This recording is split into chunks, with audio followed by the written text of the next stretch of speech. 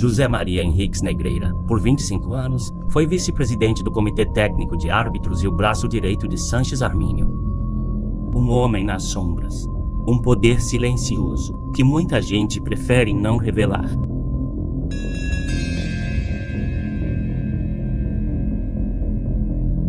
Neste documentário, dividido em 8 capítulos, vamos relembrar o que tentaram esconder. Negreira não só pesava nas decisões sobre subidas e quedas, como também tinha influência, voz e poder nas indicações de árbitros. Quem recebeu milhões do Futebol Clube Barcelona enquanto ainda estava na ativa, foi nomeado vice-presidente do Comitê Técnico de Árbitros. Em 15 de março de 1993, por Ángel Maria Vilar, Sanches Armínio assumia a presidência do Comitê Técnico. O que poucos veículos revelaram é que, além do cargo de vice-presidente, Negreira entrou naquele dia no Comitê de Designações junto com Urizar Aspitart, um posto que aumentava ainda mais o seu poder. Negreira mandava, e muito.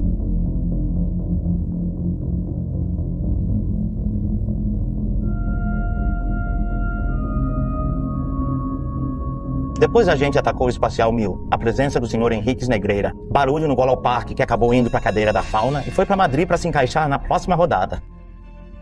Se dá para dizer, vice-executo. Membro do comitê de designação, Negreira sugeria, influenciava e escolhia os árbitros de cada rodada desde março de 1993. Nos anos seguintes da década de 90, o cargo de vice-presidente também dava a ele bastante influência nas punições e prêmios dos árbitros. Um artigo publicado no Marca por José Vicente Hernandes em 1994 alertava sobre o poder do vice-presidente e designador de árbitros José Maria Henriques Negreira. Pro Barça, claro, não precisa pedir para tirar um árbitro. Basta, por exemplo, que num dia qualquer de jogo alguém dê uma indireta ao Henrique Negreira, membro do comitê de designação no camarote presidencial do Camp Nou, aonde costuma ir com certa frequência, ou em qualquer jogo do filho dele com um dos times de base do Barça. No mundo deportivo, repercutiam as reclamações de Ramon Mendoza contra o presidente da Real Federação Espanhola de Futebol, Vilar. Henrique Negreira defendia o chefe dele. Minha presença no comitê de designação não influenciou para favorecer nenhum time. Naquela época, a gente ainda não sabia que José Luiz Nunes, presidente do Barça, tinha começado a pagar o vice-presidente dos árbitros. O jornalista esportivo Henrique Ortego também lembrava da presença de Negreira no comitê de designação e das brigas entre árbitros e federação. Imprensa que permite confirmar a presença de Negreira no comitê de designação. As reclamações de alguns. O sistema de designação foi trocado pelo de sorteio no computador, mas condicionados por diferentes regras. Henrique Negreira continuou no comitê como membro de capacitação e designação até 2005, um total de 13 anos, e sempre mantendo o cargo de vice-presidente do comitê.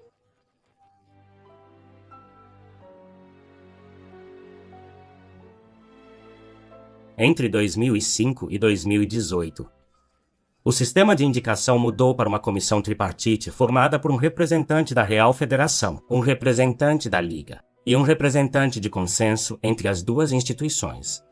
O representante da Real Federação seria o Sanches Armínio. Segundo o regulamento da Real Federação Espanhola de Futebol de 2016, uma das funções do CTA é indicar as equipes de arbitragem por meio do presidente do próprio comitê ou da pessoa em quem ele delegar.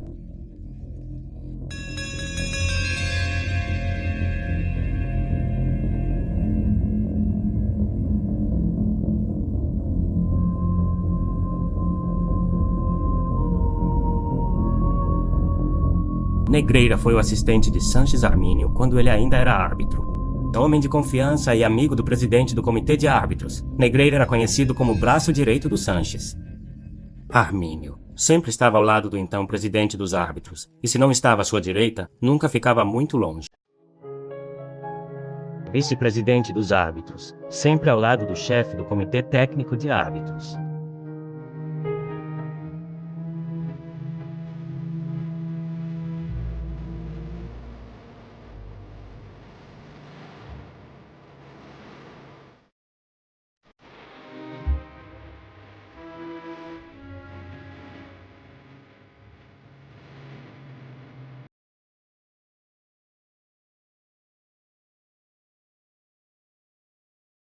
Quem é que ia imaginar que o braço direito e homem de confiança não tem influência nas decisões do Sanches? Garnier. Ou, pior ainda, que não tinha nenhuma influência nelas. Ninguém acredita. Negreira sussurrava no ouvido do presidente dos árbitros.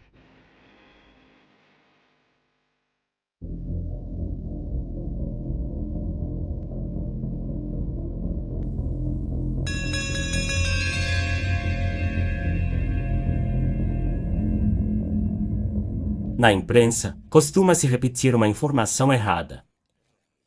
Negreira não foi nomeado vice-presidente do Comitê Técnico de Árbitros em 1994, e sim em março de 1993. É bem fácil confirmar isso dando uma olhada nos arquivos de março de 1993 como vice-presidente dos árbitros. Já tinham confiado a ele uma tarefa importante e de grande responsabilidade: negociar com os árbitros a greve que os juízes estavam planejando.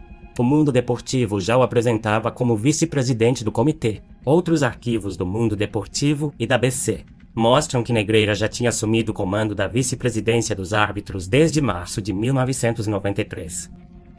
E como vimos antes, também fazia parte do comitê de designação. Que diferença faz 1994 ou 1993? Será que alguém vai me perguntar? Resposta. Tenerife, lá na marca do pênalti. A bola na marca do pênalti e o chute pra fora. Escanteio pro Real Madrid. Estão pedindo um pênalti, hein? Os jogos do Real Madrid.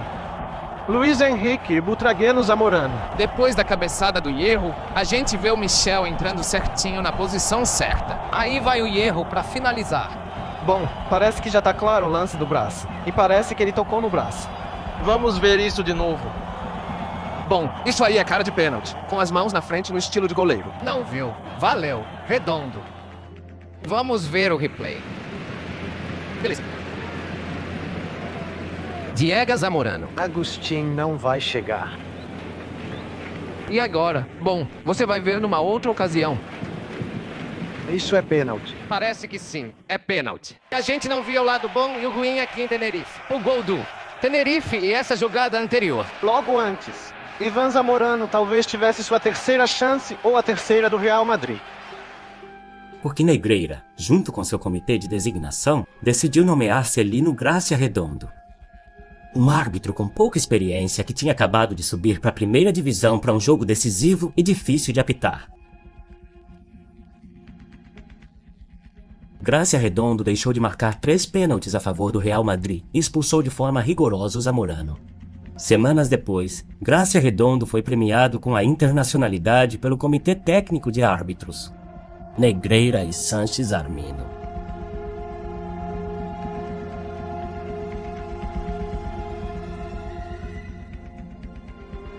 Isso vai acontecer com o presidente, Nunes, Gaspar, Laporta, Rosel, Bartomeu.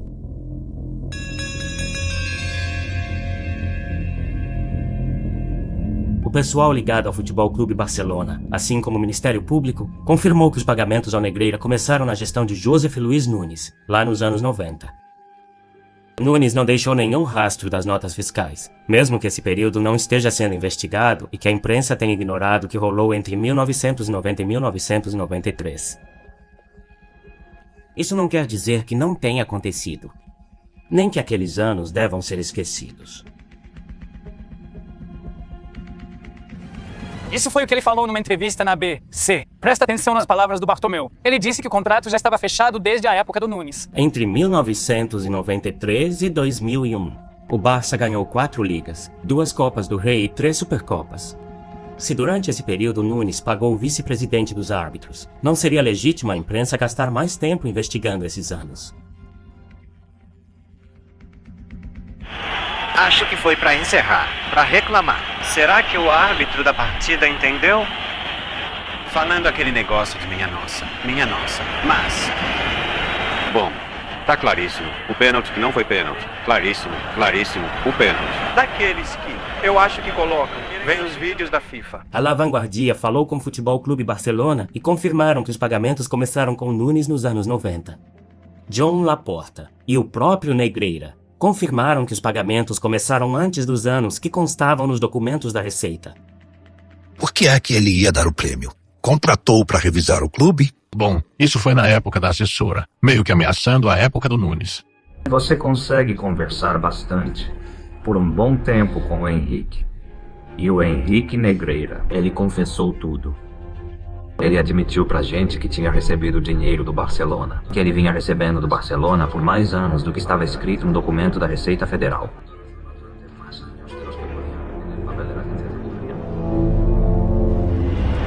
Zamorano tentava escapar ali do Nadal. Eu não cometi falta de novo. Andujar não apontou que era no chão Zamorano.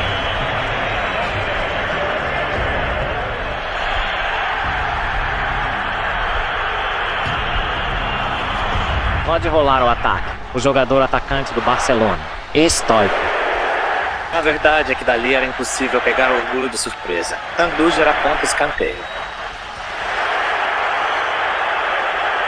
E bom, isso vai dar. Minuto 45. Aí vemos de novo a jogada. O build estoico. A bola não sai de jeito nenhum. Albert Perrin, ex-vice-presidente do Barcelona na época do Laporta, também confirmou que os pagamentos vinham da época do José Luís Nunes. Pagava o número de telefone? Eu não sabia, viu? Eu só vi o que rolou em 5 minutos de diretoria. Mas se tivesse aparecido 2 senhores, o senhor Gaspar. José Luís Nunes foi provavelmente o cérebro desse sofisticado sistema de influência e, acima de tudo, o mais esperto de todos. Nunca deixou nenhum rastro de nota fiscal, quando Henrique Negreira ainda era árbitro. Já vivia marcando presença nos jogos do Barcelona, lá das últimas cadeiras do camarote presidencial do Camp Nou, não muito longe do Nunes.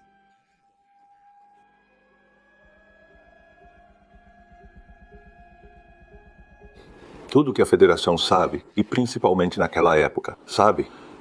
Que só de o Negreira aparecer ou ligar para um árbitro para falar de uma designação, já fazia os árbitros ficarem sérios.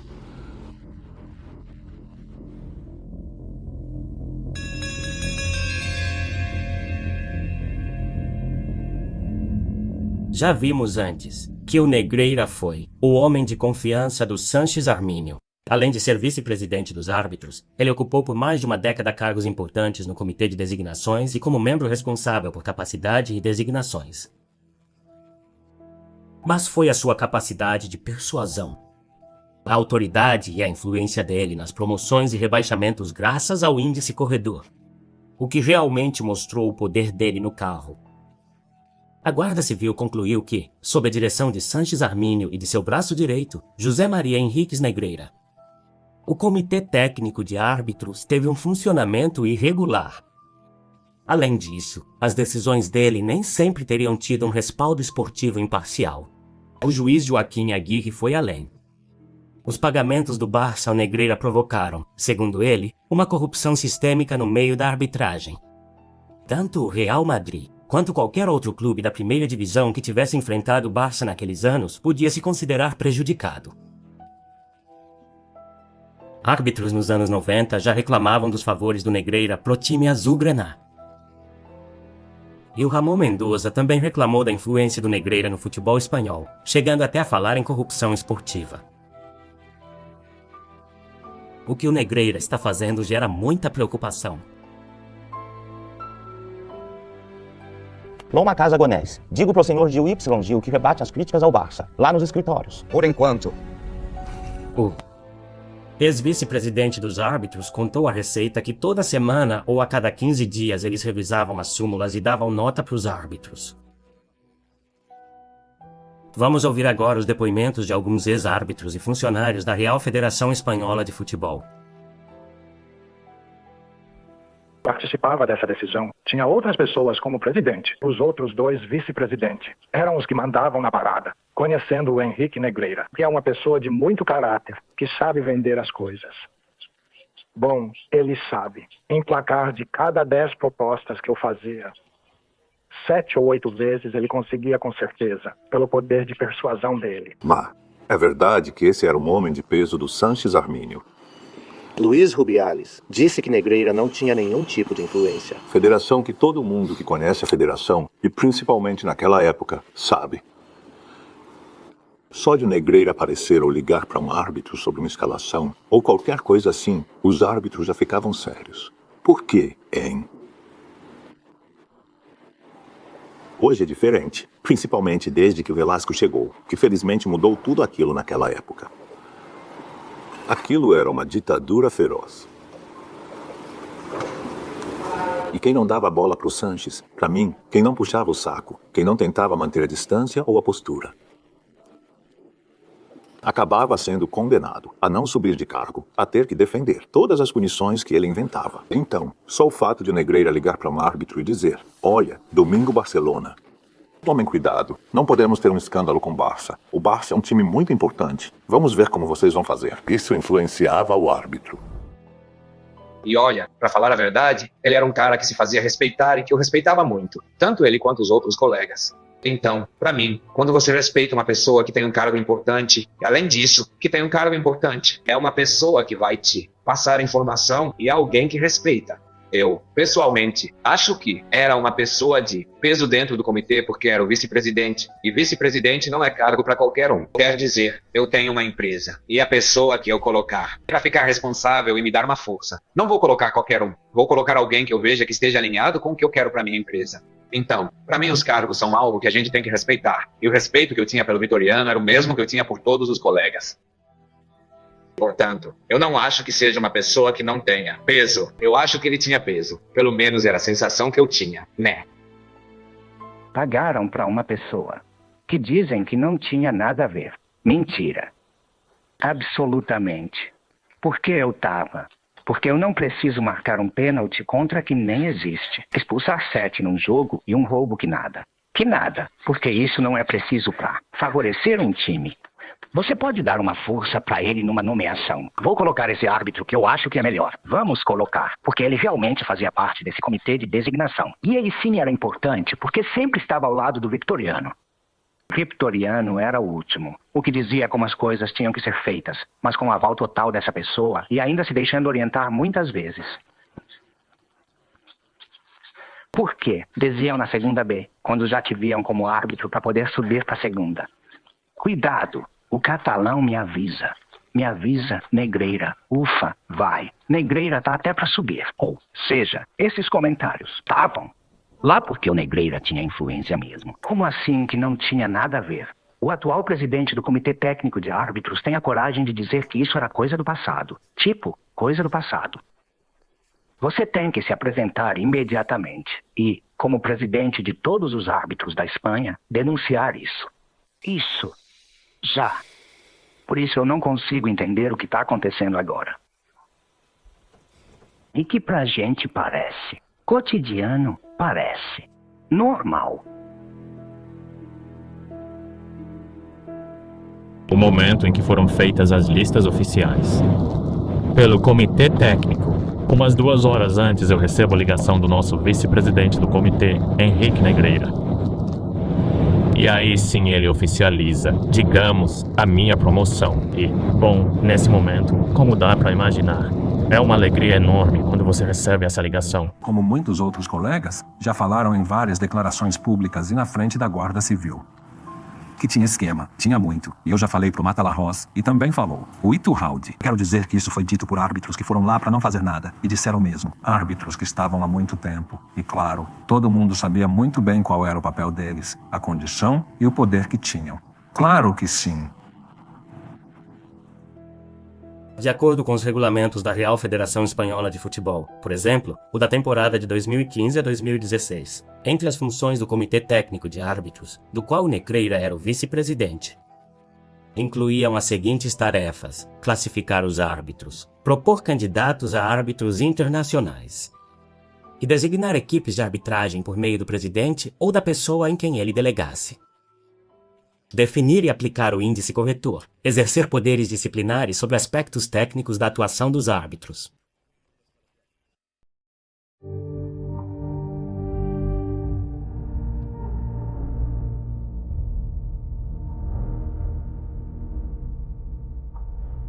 era o assistente do chefe. O assistente do chefe. Esse era o 111. Bom, então ele tem que fazer isso e acabava machucando. Ele fez isso a vida toda e eu achava engraçado. Claro, a graça. Por um lado, pelo parque sobe, depois desce. É uma pena e eu sei que tem árbitros que já choraram.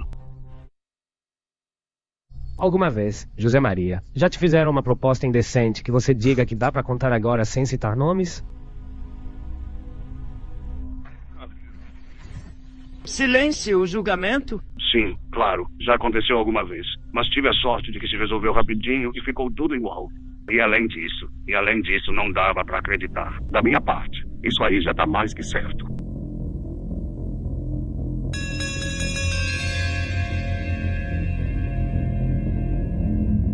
Não precisa pagar um árbitro para corromper a competição. Basta influenciar o sistema. Hoje muita gente ainda acha que para comprar um árbitro tem que dar um envelope, como se fazia antigamente. Mas no século XXI, com casos como o Cachopoli ou o caso Negreira, se usa um método muito mais sofisticado, quase invisível para o público. Com nomeações, punições, recompensas, promoções ou rebaixamentos. Dá para controlar os árbitros sem que ninguém perceba. Os árbitros que erravam contra o Real Madrid eram punidos, enquanto os que cometiam erros a favor do Barça não só ficavam impunes, mas que em alguns casos até eram premiados.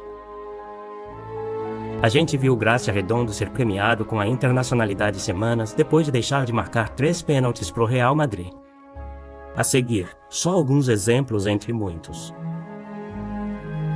O árbitro Tristante Oliva marcou um pênalti polêmico de Marchena sobre o Raul no fim da temporada. Foi expulso do sistema. No ano seguinte, foi delegado de campo do Murcia. A mensagem para os árbitros foi bem clara.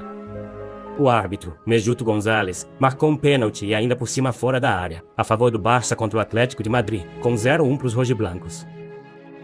Não foi punido pelo Comitê Técnico de Árbitros.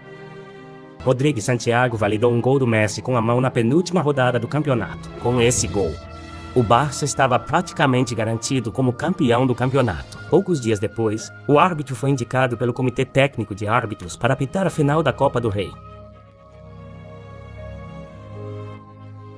Anulou 3 gols legítimos do Real Madrid e expulsou de forma bem rigorosa o Van Nistelrooy contra o Atlético. Menos de 3 meses depois, foi nomeado internacional. Também foi chamado de novo para o próximo clássico no Calderón. Teres Burru aprontou no Bernabéu. Marcou pra gente 2 possíveis pênaltis em cima do Juanfran, que na época jogava no Osasuna. O árbitro foi suspenso por vários jogos. Teixeira Vitiene deu 2 cartões amarelos pro Busquets, mas não expulsou ele. Manipulou a súmula da partida, não foi punido pelo Comitê Técnico de Árbitros. Na temporada seguinte, o mesmo árbitro deixou o Barcelona começar a partida com mais de 50 minutos de atraso. Mesmo que o regulamento considere isso como uma ausência, com perda de 3 pontos. O árbitro foi premiado para apitar o próximo clássico da Copa do Rei. O árbitro Parada Romero deixou a arbitragem impressionado pelo Zeta por não expulsar Mourina, na época técnico dos brancos, na primeira rodada. O mesmo árbitro expulsou 3 jogadores do Madrid no mesmo jogo, mas não teve pressão.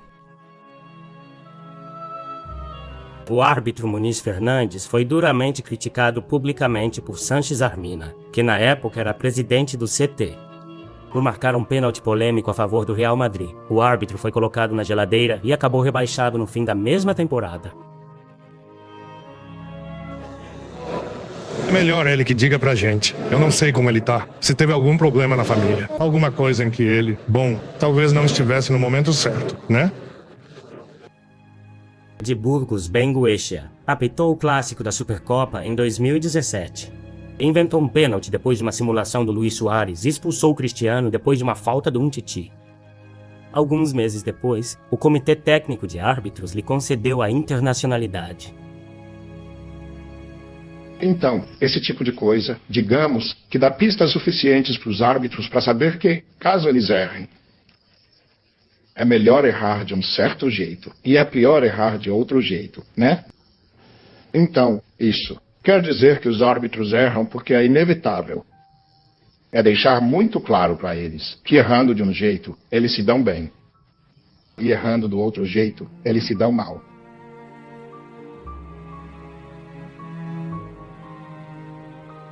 toda semana ou a cada 15 dias. José Maria Henriques Negreira dizia o que hoje é conhecido como índice corretor, também chamado de índice corruptor. Um documento que, segundo a investigação, podia decidir a carreira dos árbitros, suas promoções, rebaixamentos e quais jogos eles apitavam. A Guarda Civil juntou vários desses documentos, todos assinados pelo Negreira. Prova após prova, semana após semana, mostrando até um dia a sua influência no meio da arbitragem. A pontuação e o chamado índice corretor eram as armas mais eficazes para controlar os árbitros. Quanto mais jogos um árbitro apitava, mais dinheiro ele ganhava. Se conseguisse o título de internacional, podia sonhar em apitar ainda mais jogos. Mas uma punição significava menos escalações e cair para a segunda divisão podia significar perder até metade do salário. Numa entrevista de 2023 na Marca, Iturralde Gonzalez acabou explicando sem querer o método. O dinheiro tira a sua independência. Na minha época, quando não apitava por tanto dinheiro, era como uma universidade. Lá de cima diziam que era cartão amarelo ou falta, e você podia discutir, se debatiam ideias. Mas agora, com 300 mil euros por ano, caem 2. E se lá de cima te dizem que isso é amarelo ou que é falta, mesmo que seja vermelho, você não vai entrar nessa discussão, porque você tem um status e quer manter ele. A Guarda Civil aumenta para 83 milhões de euros os pagamentos que o Barça teria feito ao Henrique Asneira. Até agora se achava que eram 75 milhões. É o que mostra um relatório, ao qual a La Sexta teve acesso. No total, foram registradas 135 transferências do Futebol Clube Barcelona para empresas do ex-chefe dos árbitros entre os anos de 2013 e 2018.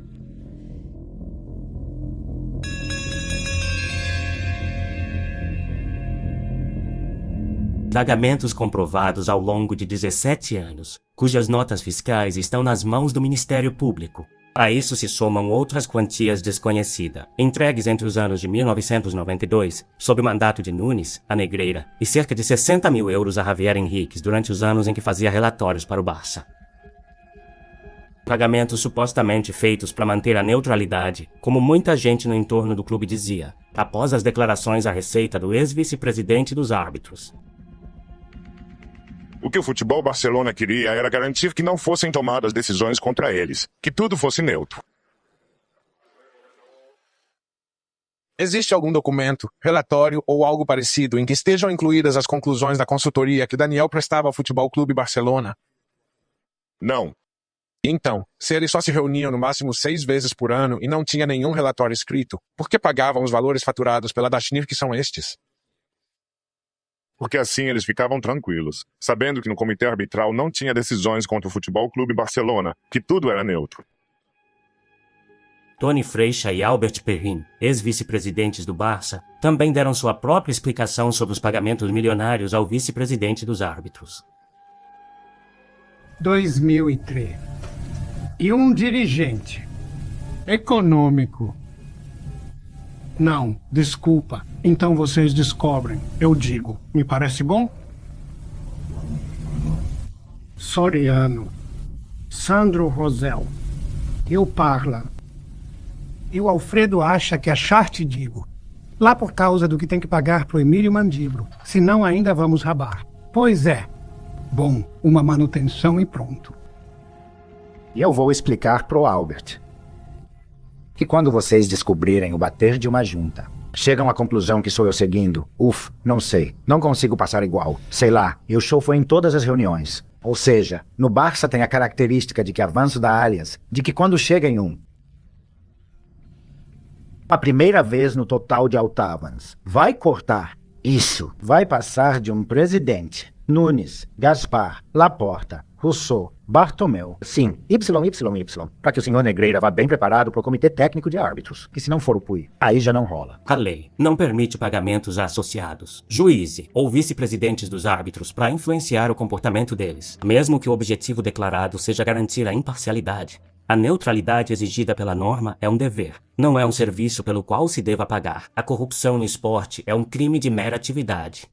Isso quer dizer que para se consumar não é preciso provar que o resultado da partida foi alterado. Basta com a simples oferta, promessa ou concessão de um benefício sem justificativa, como objetivo de influenciar ele. Ex-presidentes e ex-dirigentes do Barça admitiram que pagaram ao Henrique Negreira em defesa própria porque achavam que os árbitros tinham tendência de favorecer o Real Madrid.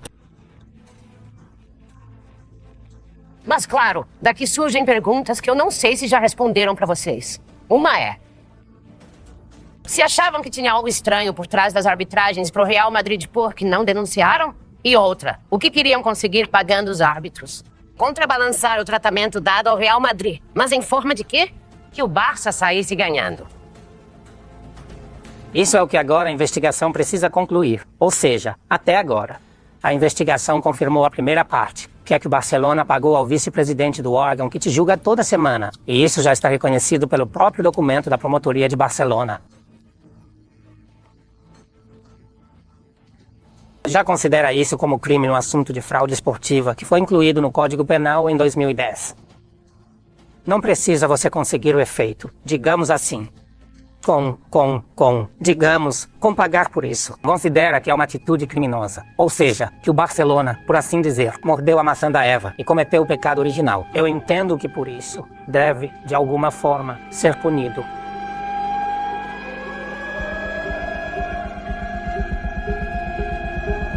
Nenhum valor corresponde a qualquer trabalho feito por mim, que tivesse como objetivo o cliente final o Futebol Clube Barcelona. Javier Henriques nega que os 8 milhões que o pai dele recebeu do Barça fossem pelos relatórios e garante que o que ele cobrava por eles era um valor anual bem menor, 70 mil euros por ano. Era ele. O ex-dirigente Josep Contreras, seu contato no clube, era quem levava esses relatórios sempre pessoalmente e praticamente às escondidas. O senhor Contreras, eu entregava para ele relatórios impressos. E era uma exigência do jeito de operar. Ele queria isso impresso no papel, na mão. Ele entregava para ela ou numa cafeteria perto da casa dela.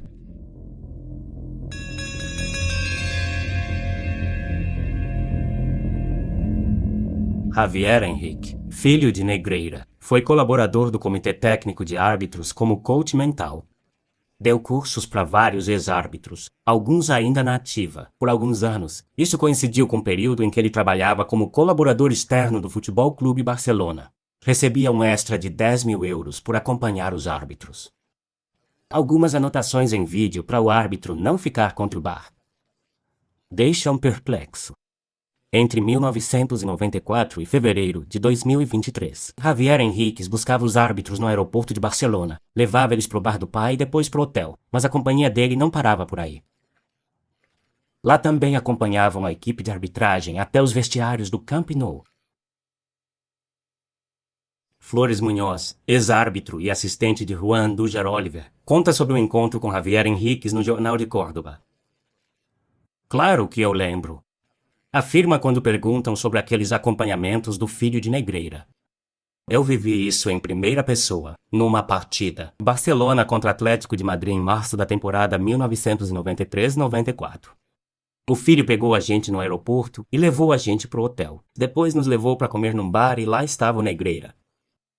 Lembro que a gente tirou uma foto. Ela insistia em tirar uma foto da gente para guardar e lembrar daquele momento. Agora eu relaciono isso com tudo o que está acontecendo, porque provavelmente ele queria ter um registro documental que provasse que tinha falado com a gente. O jornal El Mundo divulgou o depoimento de um árbitro que, na época, estava acompanhado pelo filho de Negreira e que preferiu manter o anonimato. Aconteceu faz anos. Faltavam pouco mais de 3 horas para o FC Barcelona disputar o título da Liga no Camp Nou. Na frente, um time do norte da Espanha. Se o Barça ganhasse, praticamente encaminhava o título. E se perdesse, o campeonato ficava mais disputado.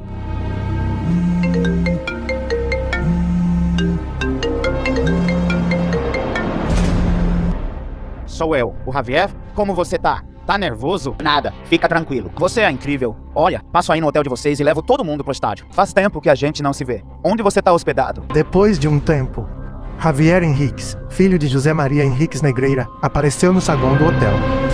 Henrique colocou os 4 árbitros dentro de um carro e levou ele até o Camp Nou. Vocês já sabem, fiquem tranquilos aqui. O Barcelona tá com muita coisa em jogo e vocês não podem tremer na hora. Vocês estão tranquilos, sabem perfeitamente o que tem que fazer.